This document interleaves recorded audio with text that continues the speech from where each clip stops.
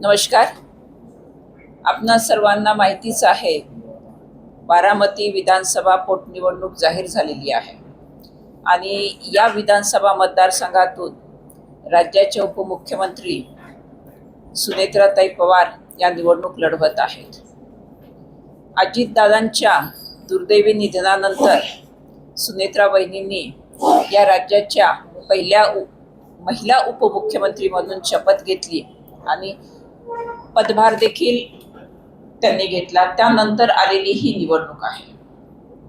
खरं तर महाराष्ट्राचा देशामध्ये एक पुरोगामी राज्य असा लौकिक आहे आणि या राज्याच्या या परंपरेला अनुसरून काही गोष्टी होणंही अभिप्रेत आहे. मला चांगलं आठवतंय, मेटे साहेबांनी त्यांची राजकीय कारकीर्द ही राष्ट्रवादी काँग्रेस पक्षामधून सुरू केली होती.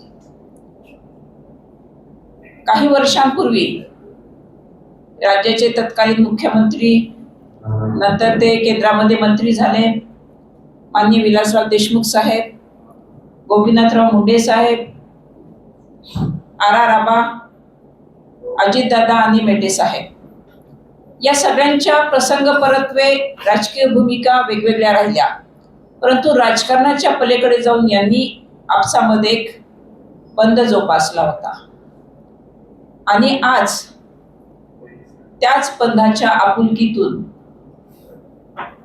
आम्ही शिवसंग्राम या संघटनेच्या वतीने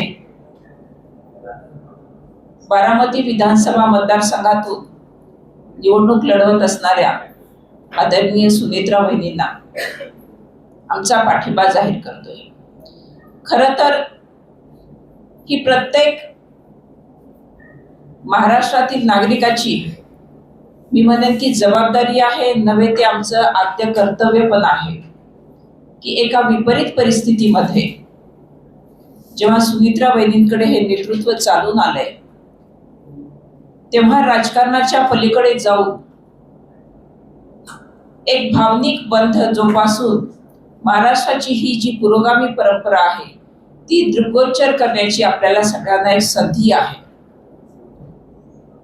आज खरं तर अनेक गोष्टींचं राजकारण होताना आपण पाहतोय, परंतु या पोटनिवडणुकीमध्ये राजकारण न करता आदरणीय सुनेत्रा वहिनींना सर्वतोपरी सर्वमुखी पाठिंबा मिळावा. त्या निवडून येतीलच, येणार आहेतच, परंतु त्या पलीकडेही जाऊन एक नवीन परंपरा आपण ती निर्माण करतो आहोत असं मानण्याचं काहीच कारण नाही. कारण महाराष्ट्रामध्ये ही परंपरा गेली अनेक वर्षे राहिलेली आहे.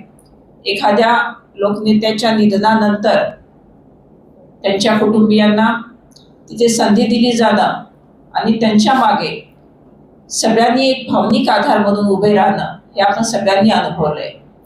आणि आज त्याच भूमिकेतून, त्याच मानसिकतेमधून शिवसंग्राम या सामाजिक संघटनेचा बारामती विधानसभा पोटनिवडणुकीसाठी आदरणीय सुनेत्रा वहिनी पवार यांना आमचा पाठिंबा आम्ही जाहीर करत आहोत. धन्यवाद. खरं तर हा मुद्दा शासनाच्या अखत्यारीतला आहे, शासनाची अधिकार कक्षा आहे, परंतु एक सांगेन की संधी मिळाली तर काम करायला निश्चितच आवडेल. ती क्षमता देखील आहे, एक चांगलं काम करून दाखवता येईल.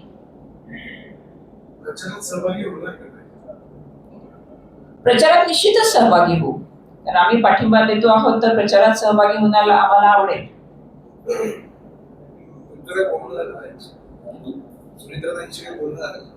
सुनेत्राताईंना सकाळी मी कळवलेलं आहे की हा आमचा निर्णय आज आम्ही जाहीर करणार आहोत.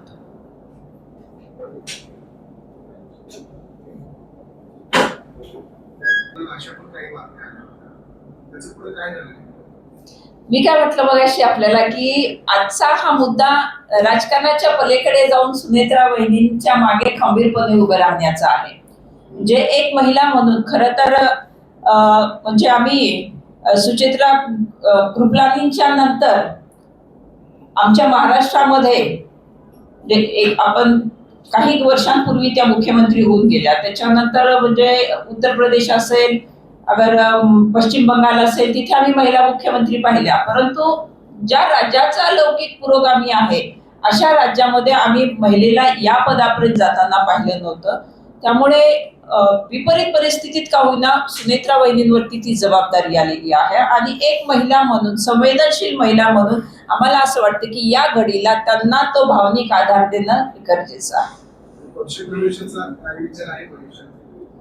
भविष्यामध्ये बघू आता राजकारण कोणत्या वळणाने जात आहे ते, परंतु समाजकारण करत असताना निश्चितच काम करण्यासाठी राजकारण देखील आम्ही करूच. राज्य महिला आयोगाचं पद जे आहे ते एनसीपी अजित पवारांच्या कोट्यात आहे. तुम्हाला पक्ष प्रवेश केल्याशिवाय मिळू शकते नाही, या बाबीवरती आता आपल्याला चर्चा करण्यात काहीच अर्थ नाहीये. जसं मगाशी मी आपल्याला सांगितलं की या पदावर काम करण्याची क्षमता आहे. एक प्रशासकीय अधिकारी म्हणून मी अनेक वर्ष काम केलेलं आहे. आम्ही नुसतं प्रशासकीय अधिकारी म्हणून काम केलं नाही तर अर्धन्यायिक स्वरूपाचं म्हणजे त्या पदावर काम करत असताना अनेकविध कायद्यांमध्ये ते कामकाज केलेलं आहे. त्यामुळे ती क्षमता आहे. आता ती संधी देत असताना अनुषंगिक काही भूमिका घ्याव्या लागल्या तर त्या जरूर घेतल्या जातील.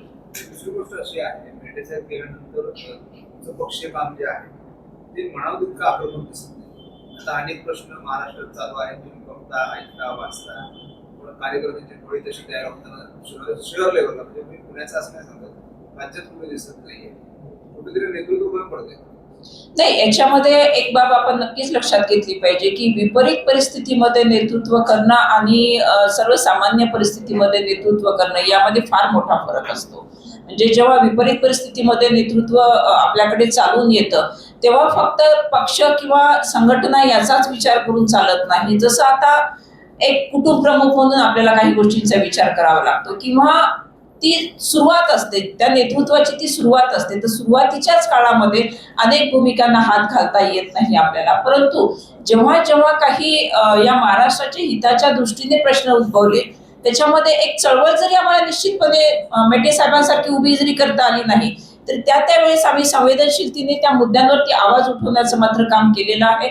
संघटन बांधणी आणि पुढे जाणं या दोन गोष्टी समांतरपणे चालत असतात आणि मेटे साहेबांच्या निधनानंतर हे संघटन जरी आज आम्ही टिकवून ठेवण्यामध्ये यश मिळवलेलं असलं तरी मला स्वतःला असं वाटतंय की सुरुवातीच्या काळातल्या नेतृत्वाचं पुढचं आव्हान काय असतं तर ते टिकून राहणं. आम्ही टिकून राहण्यात यश मिळवलंय. आता इथून पुढचा टप्पा आम्ही आमच्या तो वाढीचा म्हणजेच मग तो वेगवेगळे मुद्दे हाताळण्याचा असणार आहे.